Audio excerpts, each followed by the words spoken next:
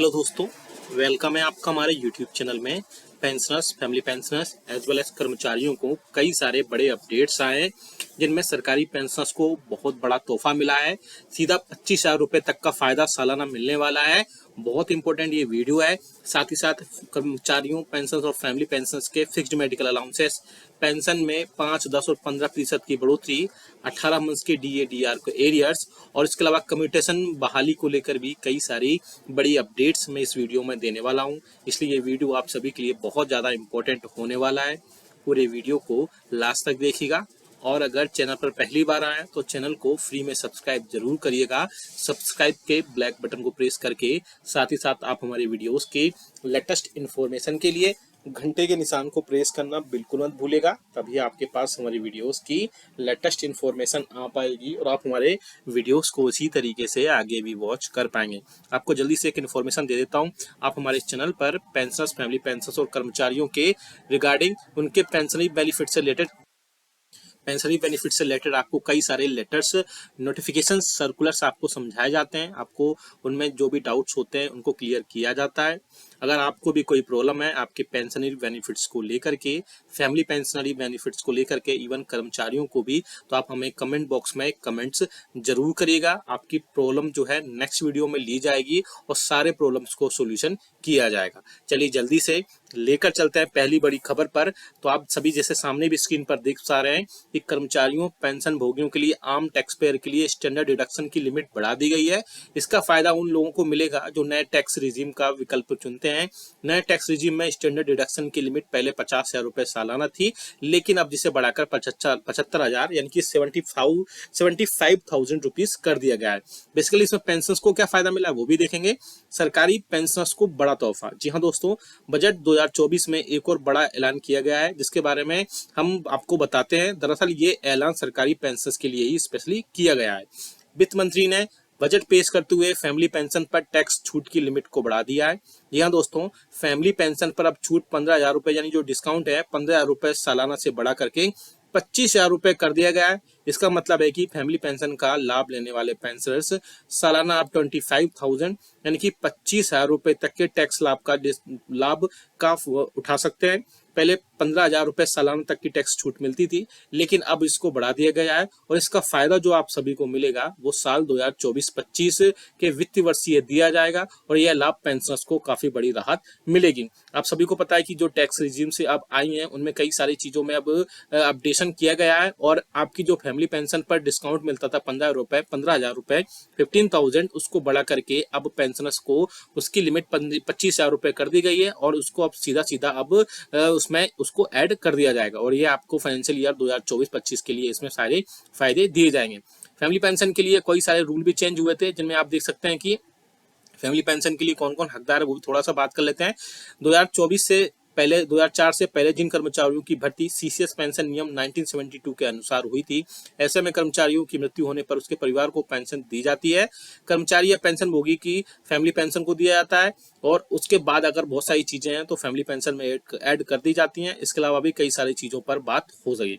इसके अलावा एक इंपॉर्टेंट मीटिंग हुई है जो विज्ञान भवन नई दिल्ली में मीटिंग हुई है, जिसमें आप देख सकते हैं सामने स्क्रीन पर पेंशन भोगी संगठनों की मांग को लेकर के एक बड़ी बैठक नई दिल्ली विज्ञान भवन में आयोजित की गई थी। इस बैठक में पेंशन भोगी संगठनों के साथ साथ केंद्रीय मंत्री मिस्टर जितेंद्र सिंह और केंद्र सरकार के विभिन्न विभागों के प्रतिनिधि मंडलों ने भाग लिया। और इस मीटिंग में अब क्या क्या हुआ है, कौन कौन से मुद्दों के ऊपर मुहर लगी है और कौन कौन से आपके जो इश्यूज थे, वो मुद्दे थे, वो खारिज किए गए हैं, इसके मिनट्स केंद्र सरकार की तरफ से जारी कर दी गए हैं और सभी पेंशन भोगी संगठनों को, प्रतिनिधियों को भी भेज दिए गए हैं और सभी पेंशन भोगियों के बारे में, अवगत के बारे में, इन सब चीजों में हम बात करेंगे। पहला है कि पेंशनर्स का जो हेल्थ चेकअप है एनुअली, उस पर भी बात हुई है। 65 साल से 5% अतिरिक्त पेंशन का फायदा, उस पर भी इस मीटिंग में बात हुई। FMA बढ़ोतरी को लेकर बात हुई। साथ ही साथ फिक्स्ड मेडिकल के लिए फिक्स्ड मेडिकल अलाउंसेस की मंजूरी को लेकर भी बात हुई। रेलवे किराए में पेंशन धारकों या सीनियर सिटीजन को मिले डिस्काउंट, उसके रिलेटेड भी बात हुई। और 30 जून या 31 दिसंबर को रिटायर हुए कर्मचारियों को एक इंक्रीमेंट का फायदा यानी नौशल इंक्रीमेंट पर क्या क्या चीजें हुई, उस पर भी बात हुई है। साथ ही साथ कम्यूटेशन बहाली लेकर को भी जो 12 साल में बहाली हो उससे रिलेटेड भी कई सारी चीज़ों पर बात हुई है। तो सब पर धीरे धीरे एक एक करके सारी बात करेंगे। अब देख सकते हैं इस बैठक में पेंशनभोगी संगठनों की विभिन्न मांगों के ऊपर चर्चा की गई। साथ ही साथ इसमें कुछ मुद्दों को माना गया और कुछ मुद्दों के ऊपर पुनः विचार करने की सहमति बनाई गई। साथ ही साथ इसके अलावा कुछ जो मुद्दे थे उनको खारिज कर दिया गया। तो चलिए विस्तार में जान लेते हैं कि इन कुछ खास मुद्दों के ऊपर जिन पर सरकार के विभिन्न मंत्रालयों ने क्या क्या निर्णय लिया। पेंशन धारकों का हेल्थ चेकअप था। पेंशन धारकों की अगर हेल्थ चेकअप की बात करें तो उसमें भी कई सारी चीजें थी, जिसमें पेंशनर्स के लिए बहुत सारी चीजें अपडेट्स हुई। इसमें पेंशन भोगी संगठनों ने डिमांड किया था कि पेंशन भोगी के लिए आवधिक हेल्थ चेकअप 6 महीने में या साल भर में एक बार उसको आयोजित किया जाए। इस पर पेंशन भोगी ने समय समय पर हेल्थ चेकअप कराने की बात कही थी और इसके अलावा उसमें भी कई सारी चीजों को ऐड करने को बोला गया था। उसमें इसके अलावा इस पर स्वास्थ्य एवं परिवार कल्याण मंत्रालय ने क्या आंसर दिया वो भी हम देखेंगे। इसमें स्वास्थ्य एवं परिवार कल्याण मंत्रालय के प्रतिनिधि ने बताया कि पेंशन भोगी की साल में एक बार हेल्थ चेकअप कराने की छूट दी जाती है। हेल्थ चेकअप कराने के लिए इच्छुक पेंशन भोगी सीजीएचएस से इम्पैनल्ड हॉस्पिटल में चेकअप के लिए सीजीएचएस वेलनेस सेंटर्स के सीएमओ से रेफरल ले सकते हैं। सीजीएचएस वेलनेस सेंटर के सीएमओ बिना किसी शिकायत के चेकअप के लिए मंजूरी दे सकते हैं। अगर ऐसे में संबंधित किसी पेंशन भोगी को कोई शिकायत है तो लोकल एडवाइजरी कमेटी के समक्ष अपनी शिकायत भी दर्ज करा सकता है। तो आपके हेल्थ चेकअप का पहले से ही एक बार जो है आप अपने इम्पैनल्ड हॉस्पिटल में जा सकते हैं, साथ ही साथ सीएमओ से भी रेफरल वहां पर ले सकते हैं। तो ये आपकी एक बड़ी खबर थी। अब दूसरी खबर पर लेकर चलते हैं जो आप सामने अपनी स्क्रीन पर देख पा रहे हैं। 65 साल से मिले 5% अतिरिक्त पेंशन का फायदा। जी हाँ दोस्तों, पेंशन भोगी संगठनों ने ये डिमांड किया था कि पेंशन भोगी के पेंशन में अतिरिक्त पेंशन का बढ़ोतरी का फायदा 65 साल से दिया जाना चाहिए, जो कि अब 80 साल है। 65 साल पर 5%, 70 साल पर 10%, 75 साल पर 15% और 80 साल पर 20% की एडिशनल पेंशन का फायदा दिया जाए। अब हर साल पर 5% की बढ़ोतरी की जानी चाहिए। इस पर डिपार्टमेंट ऑफ पेंशन वेलफेयर के जॉइंट सेक्रेटरी ने बताया कि इस मुद्दे के ऊपर डिपार्टमेंट ऑफ इकोनॉमिक अफेयर का सुझाव मांगा गया था और इस पर उन्होंने कहा कि अगर यह प्रपोजल स्वीकार किया जाता है तो इस पर सरकार की फाइनेंशियल कंडीशन हालांकि बिगड़ सकती है। साथ ही राज्य सरकारों के पेंशन भोगी भी इस तरह की डिमांड आगे रख सकते हैं, जिसकी वजह से बहुत सारी फाइनेंशियल हिंड्रेंस आ सकती है। इसलिए इसको स्वीकार अभी नहीं किया जा रहा है। जॉइंट सेक्रेटरी के इस जो है निर्णय से पेंशन भोगी संगठनों के ऊपर फिर से विचार करने का अनुरोध किया गया है। हालांकि यह मामला फिर से अभी अंडर कंसिडरेशन है, यानी कि मामला जो है अभी विचाराधीन किया गया है। एफएम में बढ़ोतरी। जो नॉन सीजीएचएस एरियाज में रहने वाले पेंशन धारकों को फिक्स्ड मेडिकल अलाउंसेस में बढ़ोतरी का मुद्दा भी इस बैठक में उठाया गया। फिक्स्ड मेडिकल अलाउंसेस अभी 1000 रुपए जिससे बढ़ोतरी किए जाने की मांग की गई थी और पेंशनर संगठनों का कहना था कि मात्र 1000 रुपए में जो ओपीडी मेडिसिन है या दवाओं की जरूरतें पूरी नहीं होती हैं, इसलिए इसको तत्काल प्रभाव से 1000 रुपए से बढ़ा करके 3000 रुपए किया जाना चाहिए। इस पर स्वास्थ्य एवं परिवार कल्याण मंत्री के जॉइंट सेक्रेटरी ने कहा कि इस मुद्दे का परीक्षण budget division of department of economic affair and department of expenditure के साथ किया गया और यहाँ पर उन्होंने कहा कि 7 सीपीसी के जो सिफारिश है यानी रिकमेंडेशन है उसके अनुसार 1 जुलाई 2017 से फिक्स्ड मेडिकल अलाउंसेस है उसको 1000 रुपए रिवाइज किया गया था। ऐसे में अभी फिर से मांग बढ़ाने के ऊपर सरकार का भी फिलहाल कोई विचार नहीं है, लेकिन फिर भी पेंशन भोगी संगठनों ने इस पर पुनः विचार करने की मांग की है और मामला अभी फिर से मैटर अंडर कंसिडरेशन है। लेकिन जल्द से जल्द इस पर कोई ना कोई अभी सारी चीजें अपडेट होंगी और पेंशनर्स के लिए फिक्स्ड मेडिकल अलाउंसेस पर एक बढ़ोतरी देखने को मिल सकती है। आगे आप देख सकते हैं आगे रेलवे के किराए में पेंशनरों के लिए क्या क्या चीजें मिल सकती है उससे भी रिलेटेड है। पेंशन भोगी संगठनों ने रेलवे मंत्रालय के प्रतिनिधियों से डिमांड किया कि रेलवे किराए में पेंशन धारकों को जो पहले की तरह डिस्काउंट मिलते थे वह फिर से उसको बहाल या रिस्टोर किया जाना चाहिए। इस पर रेलवे मंत्रालय ने कहा कि रेलवे यात्रियों के लिए रेलवे में करीब लगभग 59,837 करोड़ की छूट देता है। अगर प्रति व्यक्ति देखा जाए तो 53% की रेलवे में छूट दी जाती है। दिव्यांग यात्रियों, विद्यार्थियों और रोगियों को भी छूट का फायदा दिया जाता है और फिर भी रेलवे प्रतिनिधियों ने कहा कि वर्तमान स्थिति में पेंशन धारकों और सीनियर सिटीजन के लिए रेलवे में जो डिस्काउंट है उसको अभी बहाल नहीं किया जाता है। इसके अलावा भी कई सारी चीजें वहां पर हो सकती हैं। आगे आप देख सकते हैं कि 30 जून 31 दिसंबर को ये इंपॉर्टेंट है, नोशनल इंक्रीमेंट को लेकर के रिटायर कर्मचारियों को एक इंक्रीमेंट का फायदा दिया जाना चाहिए। इस बैठक में जो नोशनल इंक्रीमेंट है उसका भी मुद्दा उठाया गया। पेंशनी संगठनों ने कहा कि ऐसे कर्मचारियों 1 साल की अवधि अगर पूरी करते हैं तो उनको 1 जुलाई या 1 जनवरी को इंक्रीमेंट का फायदा देना चाहिए। इसके अलावा और भी कई सारी चीजों पर बात हुई। इसमें डीओपीटी के प्रतिनिधियों ने कहा कि सरकारी कर्मचारियों की वेतन वृद्धि की तारीख पर सेवा में होना चाहिए। इससे उन्होंने आगे कहा कि मौजूदा नियमों में संशोधन या रिवीजन करने की मांग की गई है। इस मुद्दे को डिपार्टमेंट ऑफ एक्सपेंडिचर के साथ उठाया गया है और इस मुद्दे को लेकर के जल्द से जल्द कोई भी इंक्रीमेंट देने का आदेश जारी किया जा सकता है। इससे रिलेटेड भी कई सारी है, अगर आप आदेश की प्रति डाउनलोड करना चाहते हैं तो वो भी कर सकते हैं। साथ ही साथ कम्यूटेशन बहाली पर भी लेकर की उस पर भी कई सारी चीजों पर अपडेट आ रहा है, जिसमें कम्यूटेशन बहाली को लेकर के पेंशन मोगेट संगठनों ने केंद्र सरकार के डिमांड की कि सरकार ने कम्यूटेशन बहाली को गुजरात सरकार ने 15 साल से घटाकर 13 साल किया है। वहीं और भी कई राज्यों में ऐसा किया गया है। ऐसे में बहुत सारी पेंशन भोगियों ने इस मामले में सरकार से रिक्वेस्ट की कि कम्यूटेशन बहाली 12 साल करने का सर्वसाधारण आदेश किया जाए। इस पर केंद्र सरकार ने जल्द से जल्द डीओपी सचिव ने बताया कि इस पर जल्द से जल्द कोई विचार किया जा रहा है और जल्द से जल्द इसके ऊपर निर्णय लिया जाएगा। तो ऐसे में पेंशनर्स के लिए कई सारे चीजों पर इसमें बात हो सकती है, जिसमें पेंशनर्स के हेल्थ चेकअप है, फिक्स्ड मेडिकल अलाउंसेस है, 5, 10, 15% का बढ़ोतरी को लेकर के, वहीं उनकी टैक्स में डिडक्शन को लेकर भी कई सारे अपडेट्स आए। साथ ही साथ पेंशनर्स धारकों का जो हेल्थ चेकअप है उससे रिलेटेड भी कई सारी चीजें हैं। वहीं पेंशनर्स के नोशनल इंक्रीमेंट पर भी यहाँ पर बात की गई है और जो कम्यूटेशन बहाली है 15 साल में होती है उसको 12 साल किए जाने पर भी अभी बहुत सारे मैटर इसमें अंडर कंसिडरेशन है। जल्द से जल्द इन सभी चीजों पर निर्णय ले लिया जाएगा और हम जैसे इस पर कोई डिसीजन आ जाएगा तो हम आपको जरूर बता देंगे। आप इसका जो ऑफिशियल मिनट्स है उसकी डाउनलोड कॉपी करना चाहते हैं तो हमारे वीडियो को लाइक करके, वीडियो को शेयर करके कमेंट बॉक्स में जस्ट लिख दीजिएगा, वहां से आप सीधा ये डाउनलोड कर पाएंगे और आप डिटेल में इन सारी चीजों को जो भी मिनट्स हैं उसको पढ़ पाएंगे। ये वीडियो अच्छा लगा तो लाइक करिएगा, शेयर सभी के साथ करिएगा। ऐसी न्यूज इन्फॉर्मेशन अपडेट्स के लिए आप हमारे चैनल को भी सब्सक्राइब कर लेगा। अगर आपको पेंशनरी बेनिफिट से रिलेटेड कोई डाउट है, कोई संशय है तो आप कमेंट बॉक्स में जरूर कमेंट करिएगा, हम उसको नेक्स्ट वीडियो में लेने की पूरी कोशिश करेंगे। वीडियो अच्छा लगा तो लाइक जरूर करिएगा, शेयर सभी के साथ करिएगा। मिलते हैं आपको नेक्स्ट वीडियो में। Thank you so much.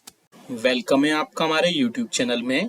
Pensioners, family pensioners as well as कर्मचारियों के लिए बहुत बड़ी खबरें लेकर आया हूं मैं, जिसमें आपके लिए कई सारे इंपॉर्टेंट अपडेट्स होंगे। जिनमें पहला बड़ा अपडेट होगा, आपकी स्क्रीन पर भी दिखाई दे रहा होगा। पहला बड़ा अपडेट मैं देने वाला हूं जो कि होगा आपके महंगाई भत्ते और महंगाई राहत के लिए 53% महंगाई भत्ते के साथ में क्या डीए और डीआर शून्य होने जा रहा है? क्या 7वें वेतन आयोग को लागू करते वक्त ऐसा किया गया था? दूसरी बड़ी खबर दूंगा मैं, जुलाई 2024 के महंगाई भत्ते और महंगाई राहत की जो फाइनली अपडेट्स थी वो फिक्स हो चुका है, यानी जुलाई 2024 का महंगाई भत्ता और महंगाई राहत अब फिक्स कर दिया गया है। All India consumer price index के आंकड़े फाइनली अब जारी कर दिए गए हैं। इसके बाद में एक और बड़ी खबर जो होगी वो 8वें वेतन आयोग को लेकर की होगी। साथ ही साथ राज्यसभा से जो सरकार का बयान आया था वो भी मैं आपको दिखाऊंगा और इसके अलावा और भी कई सारे अपडेट्स होंगे इस वीडियो में, इसलिए इस वीडियो को पूरा लास्ट तक देखिएगा। और अगर चैनल पर पहली बार आए हैं तो चैनल को फ्री में सब्सक्राइब जरूर करिएगा। सब्सक्राइब के रेड बटन को प्रेस करके साथ ही साथ आप हमारी वीडियोस की लेटेस्ट इन्फॉर्मेशन के लिए घंटे के निशान को जरूर प्रेस करिएगा, तभी आपके पास हमारी वीडियोस की लेटेस्ट अपडेट्स आ पाएंगी और आप हमारी वीडियोस को इसी तरीके से आगे भी वॉच कर पाएगा। आपको जल्दी से एक अपडेट दे दूं, आप हमारे चैनल पर pensioners, family pensioners as well as कर्मचारियों के रिगार्डिंग उनके पेंशनरी बेनिफिट्स से रिगार्डिंग सर्कुलर्स, नोटिफिकेशन समझाए जाते हैं, साथ ही साथ उनको गाइडेंस दी जाती है। अगर आपको आपके पेंशनरी बेनिफिट्स से रिलेटेड कोई अगर प्रॉब्लम है तो आप हमें कमेंट बॉक्स में जरूर कमेंट करिएगा, तभी आपके पास हमारी वीडियोस की लेटेस्ट इन्फॉर्मेशन आ पाएगी और आप हमारी वीडियोस को ऐसे ही देख पाएंगे। चलिए जल्दी से लेकर चलते हैं पहली बड़ी खबर पर।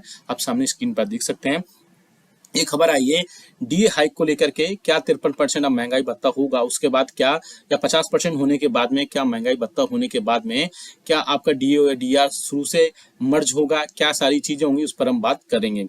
जनवरी 2024 से जैसे कि आप सभी को पता है कि आपका डीए और डीआर 50% हो चुका है। इसके बाद इसे शून्य से 0 करने की चर्चा थी। हालांकि ये चर्चा इसलिए थी क्योंकि 7वें वेतन आयोग को लागू करते वक्त ऐसा उस टाइम वहां पर ऐसे मीडिया में खबरें आई थी। लेकिन केंद्रीय कर्मचारियों के लिए आने वाले दिनों में बहुत सारी चीजें जो है डिसाइड कर सकती हैं। इंतजार है अगस्त के मंथ का, क्योंकि जनवरी 2024 से महंगाई भत्ते के बाद जो 50% महंगाई भत्ता मिल रहा है उसमें 7वें वेतन आयोग को उसमें कई सारी चीजों में अपडेट किया गया है। क्योंकि केंद्र सरकार के कर्मचारियों और पेंशन धारकों के डीए और डीआर में जनवरी 2024 में 50% की बढ़ोतरी कर दी गई थी। अब डीए और डीआर जैसे 50% हो गया है, तो पहले ये नियम थे कि डीए और डीआर की जैसे इंटरेस्ट रेट है या बहुत सारे डीए और डीआर की दर है 50% के पार होते ही कर्मचारियों और पेंशन धारकों के वेतनमान और भत्तों में बदलाव होता है। ऐसे में सरकार 8वें वेतन आयोग की कमेटी की घोषणा करती है या कोई और नियम से सैलरी और पेंशन का संशोधन करती है तो कर्मचारी और पेंशनर्स के लिए बहुत ज़्यादा राहत की खबर होगी। इसके अलावा इसमें और भी कई सारे अपडेट्स आएंगे, वो हम आपको दिखाएंगे। इसमें क्या क्या चीजें होंगी वो भी हम देखेंगे, क्योंकि 8वें वेतन आयोग से रिलेटेड कई सारी चीजों पर बात हो रही है, जिसमें पेंशन और सैलरी में संशोधन को लेकर के या रिवीजन को लेकर के उसका क्या क्या फॉर्मूला हो सकते हैं, उन पर हम बात करेंगे कि 8वां वेतन आयोग के क्या नियम हो सकता है। अब कॉन्टेक्स्ट में भी सामने देख पा रहे होंगे 8वें वेतन आयोग का कब से कितना इंतजार करना पड़ेगा। 8वें वेतन आयोग पर राज्यसभा से जो गवर्नमेंट का बयान आया था वो हम देखेंगे। साथ ही साथ वित्त मंत्रालय से वित्त राज्य मंत्री मिस्टर पंकज चौधरी का भी बयान आया था, वो भी हम देखेंगे। डीए 50% होने पर क्या ऑटोमेटिक पे रिवीजन होगा, वो भी हम देखेंगे। साथ ही साथ 8वें वेतन आयोग में क्या फॉर्मूला हो सकता है, उस पर भी हम यहाँ पर डिस्कशन करेंगे। साथ ही साथ और भी कई सारी चीजों पर डिस्कशन करेंगे, जिसमें 8वें वेतन आयोग का मुद्दा कई सारी चीजों पर होगा। 8वें वेतन आयोग पर सबसे पहले देख सकते हैं कि राज्यसभा से क्या सरकार का बयान आया था, जो ऑफिशियल नोटिफिकेशन था वो भी आपको उसमें दिखाएंगे।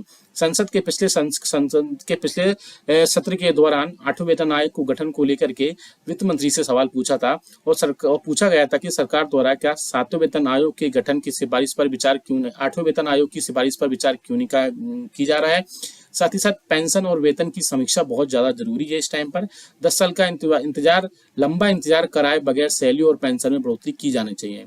साथ ही साथ क्या सरकार 8वां वेतन आयोग पर आने पर सैलरी और पेंशन पर जो खर्चा आएगा उसे वहन करने में क्या चीज दिक्कतें आ रही हैं। साथ ही साथ एक तरफ सरकार ने अर्थव्यवस्था बोला है कि अब अर्थव्यवस्था अच्छी हो गई है, तो ऐसे में केंद्र सरकार वेतन आयोग को गठन करने में देरी क्यों कर रहा है।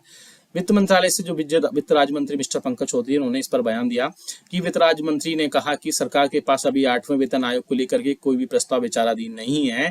साथ ही साथ सरकार के पास 8वें वेतन आयोग का लाने का विचार जो है नहीं है। लेकिन जो ये खबरें थी वो पहले थी, अब जो है बहुत सारी चीजों पर इसमें चेंजेस हो सकते हैं, क्योंकि कई सारी चीजों पर ऐसा होगा जिसके चलते डीए और डीआर में बढ़ोतरी होगी और साथ ही साथ 8वें वेतन आयोग का रिलेटेड कई सारी चीजें इसमें हो सकती है। बात करते हैं डीए 50% होने पर ऑटोमेटिक पे रिवीजन भी हो सकता है। जी हाँ दोस्तों, जैसे ही डीए 50% का आंकड़ा छुएगा या जैसे कि छू चुका है, कर्मचारी और पेंशन धारकों के भत्तों में बढ़ोतरी किया जाना है। ऐसे में अब डीए 50% हो चुका है तो कैबिनेट ने इसकी भी घोषणा हो चुकी है। अब समय आ गया है कि सैलरी और पेंशन में संशोधन होना चाहिए। 8वें वेतन आयोग के तुरंत कमेटी का गठन होगा। साथ ही साथ आप बात करें कि 8वें वेतन आयोग पर क्या फॉर्मूला हो सकता है, तो उसके लिए हम रिगार्डिंग थोड़ी सी बात कर सकते हैं। अगर सरकार 8वें वेतन आयोग का गठन करती है तो महंगाई भत्ता 0 से स्टार्ट हो सकती है। फिटमेंट फैक्टर में बढ़ोतरी किया जा सकता है। फिटमेंट फैक्टर 1.92 या बोल सकते हैं कि फिटमेंट फैक्टर जो अभी के 2.57 है उसे 3 तक किया जा सकता है। इसके हिसाब से आपकी बेसिक कम से कम 18,000 रुपए से बढ़ करके 26,000 रुपए तक हो सकती है। इस प्रकार आपकी बेसिक में 6,000 रुपए तक की बढ़ोतरी हो सकती है। इसके बेसिक के ऊपर आपको महंगाई भत्ते का भुगतान किया जाएगा या महंगाई राहत का भुगतान किया जाएगा। साथ ही साथ जो एग्जिस्टिंग एम्प्लॉइज हैं उनके एचआरए का भुगतान किया जाएगा और इसके अलावा नई बेसिक बन जाएंगे, नए स्लॉट्स आ जाएंगे, जिससे आपकी सैलरी और पेंशन में काफी सारा देखने को मिल सकता है। सामने आप देख सकते हैं जो क्वेश्चन राज्यसभा में पूछा गया था 8वें वेतन आयोग से रिलेटेड, इसमें आप देख सकते हैं ये ऑफिशियल नोटिफिकेशन है जिसमें 7वें वेतन आयोग के बाद में 8वें वेतन आयोग की चीजें बात की गई थी, जिसमें सरकार ने बोला था कि 7वें वेतन आयोग के आधार पर वेतन और भत्तों में संशोधन को अनुमोदन देते समय केंद्रीय मंत्रिमंडल इस पर कोई विचार नहीं है। साथ ही साथ 8वें वेतन आयोग के लेकर के अभी सरकार के पास कोई प्रस्ताव नहीं है। ये चीजें लेकिन पहले की हैं, नोटिफिकेशन भी पहले का है, लेकिन मैंने आपको बताने के लिए यहाँ पर कंसिडर कर लिया है। यहाँ पर अब बात करते हैं जुलाई 2024 के महंगाई भत्ते और महंगाई राहत को लेकर के। उसके लिए all India consumer price index का डेटा अब पब्लिश कर दिया गया है, थोड़ी देर से ही सही, लेकिन अब फाइनली उसको पब्लिश कर दिया गया है और पब्लिश होने के बाद में उसमें अच्छी खासी बढ़ोतरी देखने को मिली है। अब सामने नोटिफिकेशन देख सकते हैं गवर्नमेंट ऑफ इंडिया के ministry of labour and employment के लेबर ब्यूरो की तरफ से ये 5 तारीख को पब्लिश किया गया था, जिसमें consumer price index industrial worker June 2024 जारी कर दिया गया है। यानी कि अब आपका जुलाई 2024 से महंगाई भत्ता और महंगाई राहत कितना आपको मिलेगा वो कंफर्म कर दिया गया है। इसमें हम बात करें कि जो all India consumer price index का डेटा है वो आप पॉइंट नंबर 2 में देख सकते हैं, जिसमें क्लियरली मेंशन किया गया है the all India consumer price index for June 2024 increased by 1.5 point and stand at 141.4। इसके अलावा इन्फ्लेशन में भी कई सारी चीज़ों में चेंजेस हुई हैं, आप देख सकते हैं इस ग्राफ में। अब हम बात करें जो डेटा निकल कर आया उसको ऑफिशियल डीए कैलकुलेटर में पुटअप करेंगे, जिससे हमें क्लियरली सारी चीज़ें हो जाएंगी। आपको जुलाई 2024 में कितने प्रतिशत महंगाई भत्ता और महंगाई राहत यहाँ पर मिल सकता है। बात करते हैं यहाँ पे, आप देख सकते हैं जनवरी, फरवरी, मार्च, अप्रैल, मई, साथ ही साथ जून का भी डेटा हम आपको दिखाएंगे। जिस हिसाब से यहाँ पर महंगाई भत्ता और महंगाई राहत में अभी तक बढ़ोतरी हो रही थी। तो आप यहाँ देख सकते हैं जनवरी में जो डेटा आया था उसके बेसिस पर आपका इतना प्रतिशत महंगाई भत्ता था। अब बात करते हैं लास्ट का जो डेटा निकल कर आया है, वो डेटा निकल कर आया आप सामने देख सकते हैं जून 2024 में बढ़ोतरी होने के बाद में 141.4, और इसके बेसिस पर आपका महंगाई भत्ता और महंगाई राहत 53.36% है, जिसके जो कि 53% आपका हो गया है। यानी कि अब आपके महंगाई भत्ता जुलाई 2024 से 53% हो गया है। ऐसे करने से आपको 3% बढ़ोतरी होगी, लेकिन ये बढ़ोतरी थोड़ी कम है क्योंकि अभी प्रीवियस जो इंस्टॉलमेंट्स थी डीए और डीआर की उसमें 4% तक बढ़ोतरी हो रही थी, लेकिन अब 3% की महंगाई भत्ते और महंगाई राहत में बढ़ोतरी कंफर्म हो चुकी है। ऐसे में आप क्या सोचते हैं, हमें कमेंट करके जरूर बताएगा कि 3% की बढ़ोतरी क्या सफिशिएंट है कर्मचारियों के लिए, पेंशनर्स के लिए या फैमिली पेंशनर्स के, या फिर उसमें और ज्यादा बढ़ोतरी होनी थी। साथ ही साथ अगर आपको आपके 8वें वेतन आयोग से रिलेटेड कोई अगर आपके डिस्कशन है, कोई सुझाव है तो वो भी दीजिएगा।